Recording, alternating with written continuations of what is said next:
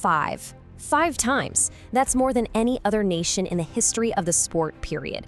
Brazil has hoisted the FIFA World Cup trophy 5 separate times: 1958, 62, 70, 94, and 2002.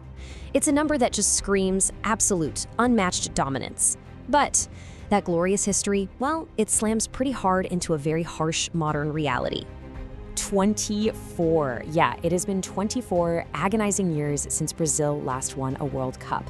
That's 4 entire tournaments where their campaigns just hit a wall in the quarterfinals. And tucked right inside that 24-year drought is arguably the most devastating result in the tournament's history. You know the one, that infamous 7-1 defeat on home soil back in 2014. A trauma that honestly no Brazilian fan has ever fully recovered from.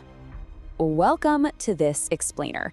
I am absolutely thrilled to have you with us because today we're going deeper than anyone else on what Brazil actually brings to FIFA 2026.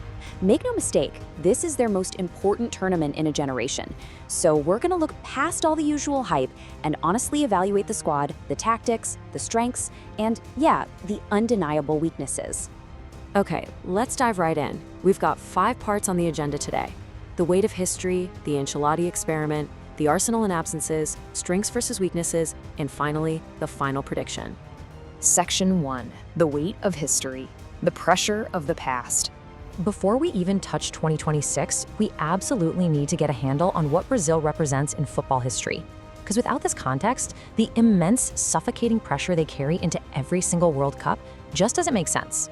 You can see that massive, barren gap leading up to 2026. It follows a lineage of individual genius that literally no other nation has matched across a century of football. We're talking Pelé, Ronaldo, Ronaldinho, Zico, Romario, Rivaldo, Roberto Carlos. That impossibly rich history, it creates one seriously heavy shadow. And that brings us to exactly why that shadow is so heavy. Jogo Bonito.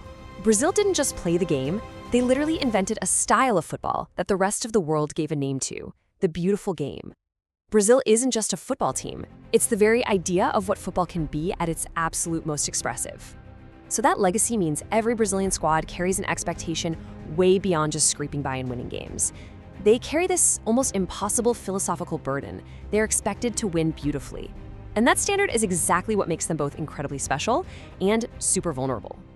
Section 2. The Ancelotti experiment. Ending the drought. Now, let's talk about the guy tasked with fixing this 24-year drought, the legendary Carlo Ancelotti.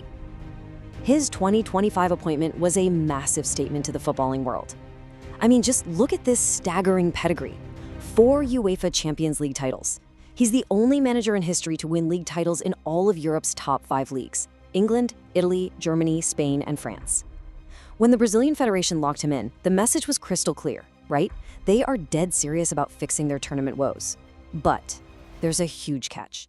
See, this creates a pretty massive tactical problem. In club management, you get months of daily training to build up player instinct. But international management, you're literally getting mere weeks per year with the squad.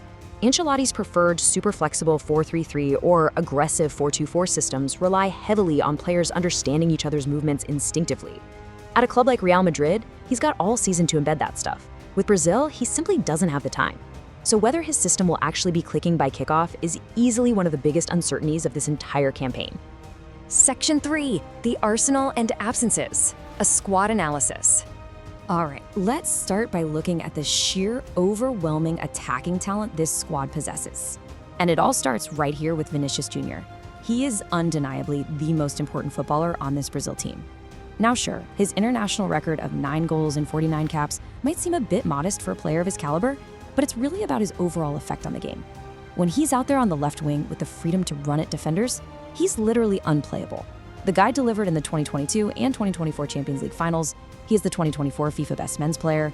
Bottom line, if Brazil goes all the way and wins this tournament, Vinicius Jr. is going to be the primary reason why. But he's definitely not carrying the load alone.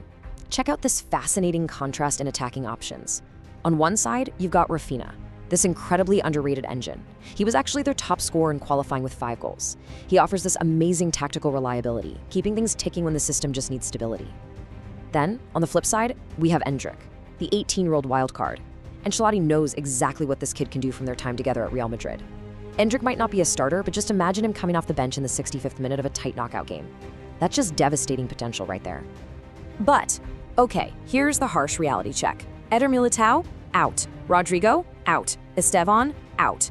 That is a devastating loss of depth before a single ball is even kicked. These are 3 crucial players that Ancelotti explicitly planned around, and they're entirely gone. Now, Marquinhos is going to have to step up big time as the defensive leader, but the impact of these absences, absolutely undeniable. Section 4. Strengths versus weaknesses, tactics and depth. So we really need to weigh the incredible attacking power of this squad against the glaring structural flaws that had kind of haunted their modern history. Starting with the positives, though, Brazil's attacking depth remains world-class, even with those injuries we just talked about. Their forward options are literally better than most nations' entire squads. That gives them these game-changing bench options, which is a massive advantage in a tightly packed 48-team tournament. But honestly, perhaps their absolute biggest strength is Ancelotti's tactical intelligence. The guy has an incredible knack for adjusting mid-tournament, adapting to what each specific game demands. And that sort of adaptability, that's something previous Brazilian coaches severely lacked. However, those structural gaps are incredibly significant. First off, the defensive holes without Militão mean the backline just isn't quite world-class right now. Second, Alisson's fitness after his injury is a massive question mark. If he isn't 100%, Brazil simply does not have an adequate replacement ready to go. Third, their whole structure relies almost entirely on Newcastle's Bruno Guimarães being fit and totally dominant to hold that midfield screen together. Oh, and finally, we can't ignore the elephant in the room. They just came off their worst qualifying campaign ever. That raises some serious doubts about their mentality under pressure. So everything really boils down to this single crucial question. Can individual brilliance hide structural flaws? Because this is the exact question that defines Brazil's modern history. I mean, they always look absolutely brilliant in the group stages, right?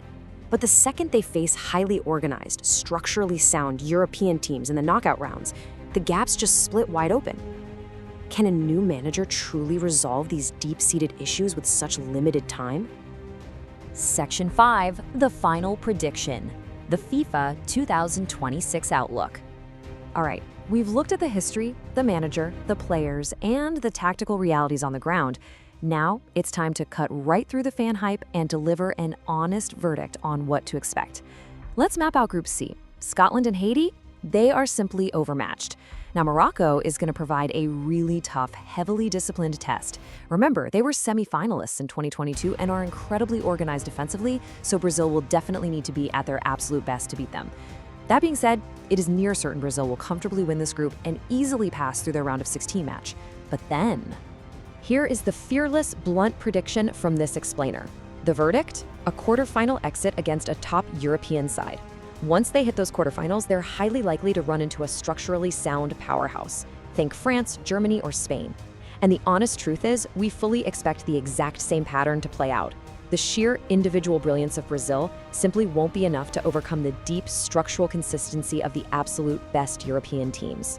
It ultimately comes down to this core takeaway. The talent is there for more, the system isn't bedded in enough, the injuries have cost them, and 24 years of waiting continues for another 4. The severe lack of managerial time, combined with those critical, badly timed injuries, means that European structural consistency will ultimately overpower Brazil's Jogo Bonito once again. But as Brazil continues to search for answers, their greatest rivals are busy writing a completely different chapter. So I'll leave you with this provocative question. What happens when the defending champions, Argentina, take the pitch with a very different story to tell? Make sure you subscribe, because in our next explainer, we're breaking down the reigning champions. And trust me, you are not going to want to miss that tactical deep dive. Thanks for learning with me today.